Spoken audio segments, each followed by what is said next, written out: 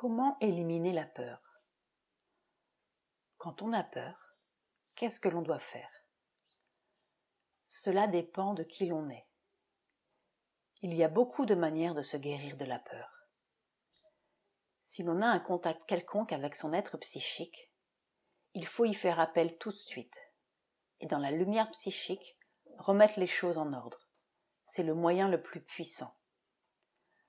Quand on n'a pas ce contact avec le psychique, mais que l'on est un être raisonnable, c'est-à-dire qu'on a le libre mouvement de la mentalité raisonnante, on peut s'en servir pour se raisonner, pour se parler comme on parlerait à un enfant, en expliquant que cette peur est une chose mauvaise en soi et que même s'il y a un danger, faire face au danger avec la peur est la plus grande stupidité.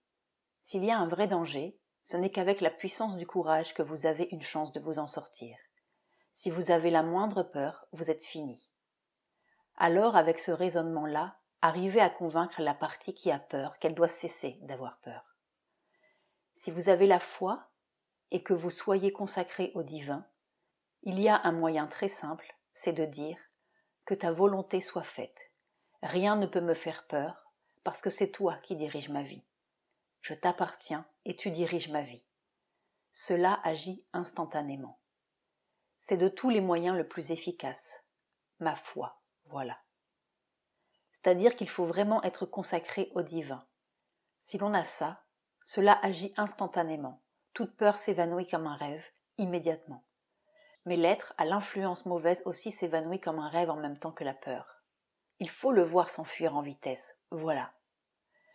Maintenant, il y a des gens qui ont une puissance vitale en eux et qui sont des combattants, qui immédiatement lèvent la tête et disent « Ah, il y a un ennemi ici, nous allons l'abattre. » Mais pour cela, il faut avoir la connaissance et un très grand pouvoir vital. Il faut être un géant vital. Cela n'arrive pas à tout le monde. Cela fait beaucoup de manières différentes. Elles sont toutes bonnes si l'on sait se servir de celle qui est en conformité avec sa propre nature. Si l'on veut faire un saut pendant la gymnastique et qu'on ait peur, qu'est-ce que c'est? Ah, là, mes enfants, cela dépend. Il faut distinguer entre deux choses très différentes et il faut les traiter d'une façon très différente. Si c'est une peur vitale, il faut se raisonner et aller tout de même. Mais si c'est un instinct physique, c'est possible, cela arrive très souvent qu'il y ait une sorte d'instinct physique. Dans ce cas, il faut l'écouter, parce que l'instinct du corps est une chose très sûre, s'il n'est pas dérangé par la pensée ou par la volonté vitale. Le corps livré à lui-même sait très bien ce qu'il peut et ce qu'il ne peut pas faire. Et non seulement cela, mais même une chose que l'on peut faire et que l'on fait d'habitude. Si un jour on sent une sorte de répugnance, comme si l'on se contractait, il faut surtout ne pas la faire. C'est une indication que pour une raison quelconque, une raison purement matérielle de dérangement de fonctionnement du corps, on n'est pas apte à faire la chose à ce moment-là. Il ne faut pas la faire. Dans ce cas-là, ce n'est même pas une peur, c'est quelque chose qui se contracte, qui se retire.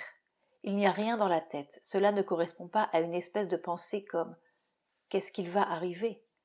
Quand la tête se met à marcher et qu'on se dit « qu'est-ce qui va arriver ?» Il faut le balayer parce que cela ne vaut rien. Il faut user de tous ses moyens de raison et de bon sens pour chasser cela. Mais si c'est une sensation purement physique, comme quelque chose qui se contracte, une sorte de répugnance physique, si le corps lui-même se refuse, pour ainsi dire, il ne faut jamais le forcer, jamais, parce que c'est généralement quand on le force qu'il arrive un accident. Cela peut très bien être une espèce de prescience qu'il va arriver un accident, que si on fait la chose, on n'ira pas loin. Et dans ce cas, il ne faut pas la faire. Il ne faut même pas y mettre le moindre amour-propre. Il faut se rendre compte. Aujourd'hui, je ne suis pas en état. Mais si c'est une peur vitale, si par exemple vous avez un concours ou un tournoi, que vous sentiez cette peur, et puis, qu'est-ce qui va arriver? Il faut balayer cela bien vite. Cela ne vaut rien. La mer, Entretien, 1953, page 128.